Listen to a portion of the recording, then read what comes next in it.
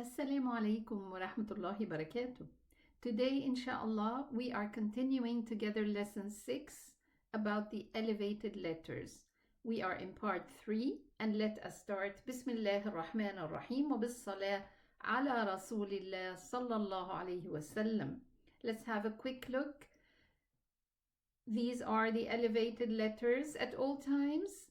And today we are going to take the letter Qaf. And we are going to talk about the lam in the name of Allah subhanahu wa ta'ala. So let us start. We have a lot to say today and a lot to learn. Now, at first I start with the exit point. How do we exit the letter Qaf? And why is the kaf written here? Because they share the same exit, almost the same exit, but each one has a special point. And you know what? When the letters share the same exit, the same place, it's like, the twins, they share the same womb. They are born in the same minute or the same time, but each one of them has his own character. And it's exactly the same with the letters. They both share the same exit area, but each one has his own point in this area and also differs with the characters. So one of the difference between the kaf and the qaf is the elevation.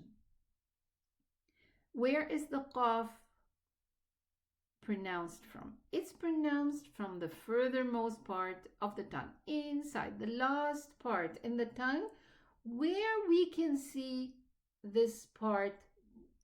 If we open our mouth very widely, we can see a piece of flesh, just dangling down. And this is where the qaf is pronounced from. The furthermost part of the tongue strikes upwards, striking the upper palate of the upper jaw. Okay? So this is how we pronounce the qaf. And we mentioned several times, I cannot pronounce a sukoon letter on its own, so I need a helping aid, and we are going to take the hamza fatha as a support. So we say qa, qa, qa. This is where the qaf is, and of course you can recognize that it is an elevated letter. Qa, qu, qi. The sound fills the mouth, and the three specifications that we mentioned when we pronounce one of those elevated letters, apart from the sad, dad, ta, and dha, that the throat narrows and the furthermost part of the tongue rises up and the middle part of the tongue takes a concave shape. So this is what happens with the qaf. Okay, what about the kaf? It's pronounced from the same area, almost the same area, but it is not elevated. We say ka and we say qa. The difference is recognized. Okay, let us take some words with the qaf. First word here, we have a qaf fatha. Any other letter that's elevated in this word? No. So we say naqatun, naqatun, qa. Don't say naqatun, ka. It's a kaf. But naqatun. And also don't say na. Just the qaf is elevated. What about this word? We have the qaf elevated, the ta elevated, as we talked in the previous recording, but otherwise there's no other letter elevated. So we say qu, and then to. We have a waw here, and it's a mad, an elongating letter. So we say qutufuha, qutufuha. Let's move here. Just the qaf is elevated. Although it has a kasra, it's not the highest elevation degree, and as I mentioned before, we are taking this in details in our articulations and characteristics program, and it is already on the YouTube channel where you can go and have a look there, um, as a playlist. It's called, the playlist is called Articulations and Characteristics. But take the information from here because this is the beginner's course, and then insha'Allah I will guide you to the other course when it's time to do so. So here we have the qaf. We say, you know, with the alif it's qa, and then with just a fatha, qa, and with a dhamma, qu, and then comes the kasra, qi. So here, fa, mu, la, qi, hi, fa, mu, la, qi, hi. What about here? Qu, al, waqudu, al-waqudu, qatala, qa, qa. Get it from the furthermost part of the tongue. Qa, as though you feel a ball striking inside. Qa, qatala, qadirun, laqadirun. The ra is elevated also. We're going to talk about it insha'Allah very soon. The kha is elevated. We talked about it with the ghain. So it's kha. The ra is also elevated. Ra. So it's khara.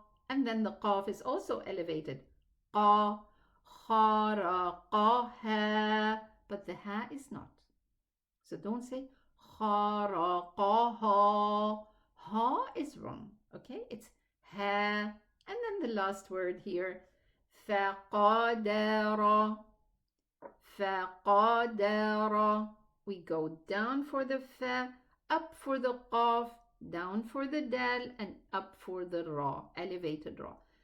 Faqadara. Okay, so this is regarding the letter qaf. We're going to also mention the letter lam in the name of Allah. Where is the makhraj? Where is the exit of the letter lam? It's all this part. The tongue, the curve of the tongue touches against those teeth, the upper two teeth at the back of them.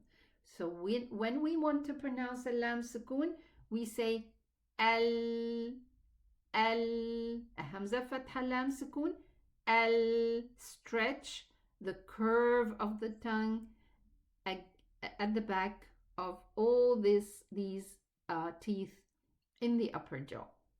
Al, okay?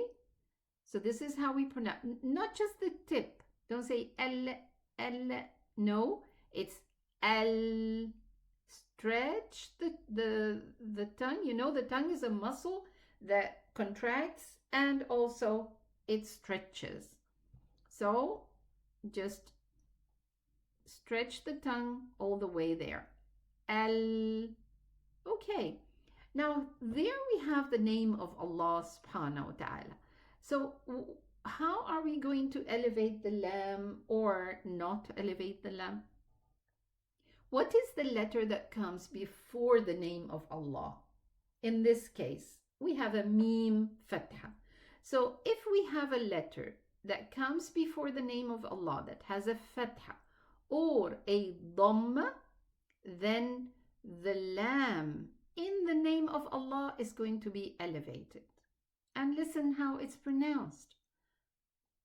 Khatamallahu. Again, we have the kha elevated. Kha, and then tama. And then I go and elevate the lam. Khatamallahu.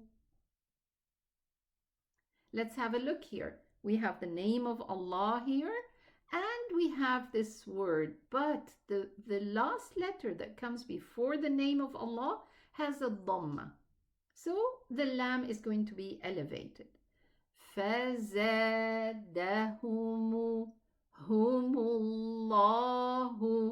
Nothing is elevated in this word, so do not elevate anything. Don't get ready, starting the ha and the meme, getting ready, elevating, so that you pronounce the lam elevated. You don't need this actually. This is how we connect. Humullahu. Okay? فَزَادَهُمُ اللَّهُ مَرَضًا. The ra is elevated, the dad is, but not the meme. What if we have a kasra before the name of Allah?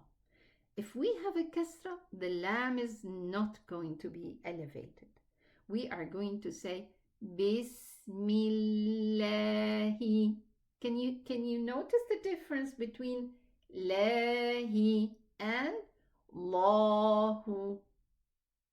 So it's la or la. The difference is that the lam in the name of Allah fills the mouth when it's elevated, while it's pronounced a normal lam when there is a kasra before it. And is the lam elevated in any other situation? No. It's just elevated in the name of Allah if the letter that comes before the name of Allah has a fatha or a dhamma. Otherwise, with a kasra, it's not elevated. Okay?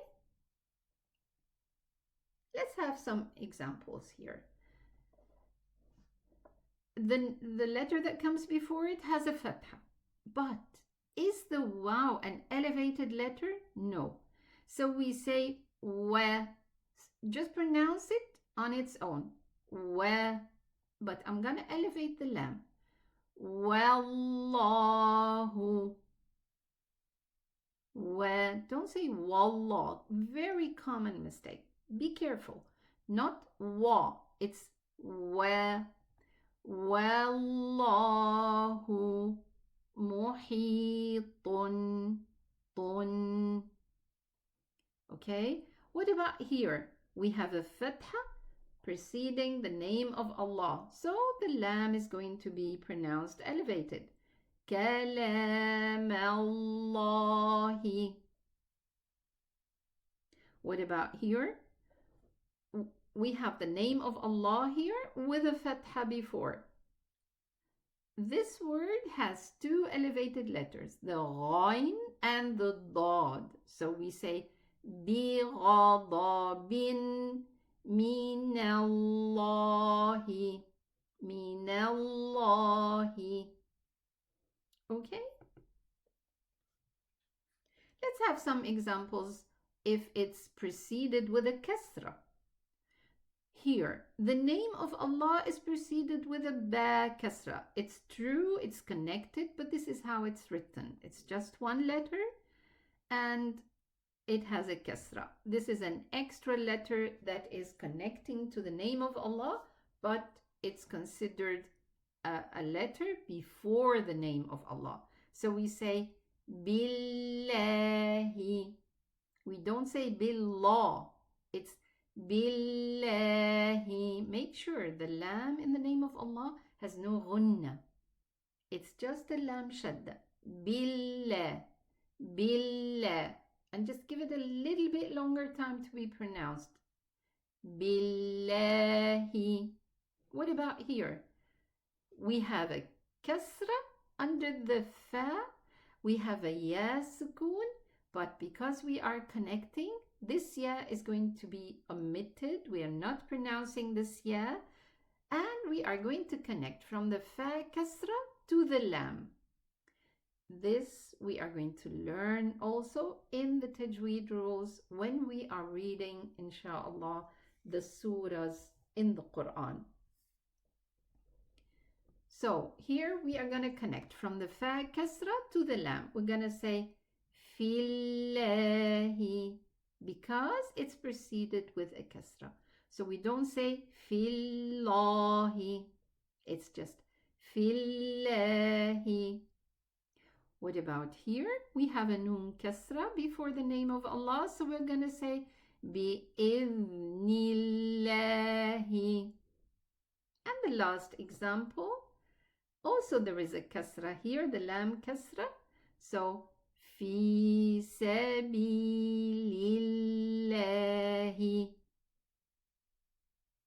Okay, very good, very good. Now this was regarding the qaf and the lam in the name of Allah subhanahu wa ta'ala. I thank you so much for your attendance and your attention. If you find this video beneficial to you, kindly subscribe, share the knowledge with others, and like the video. I'm offering 3 sessions assessing your reading if you have no teacher to read to. So you can email me on my email address, which is, you can see here, imanhouta@gmail.com, and we can book a time to assess and listen to your reading. Thank you so much for your attendance and your following up of these videos, and I'll see you in the next video, insha'Allah. Assalamu alaikum wa rahmatullahi wa barakatuh.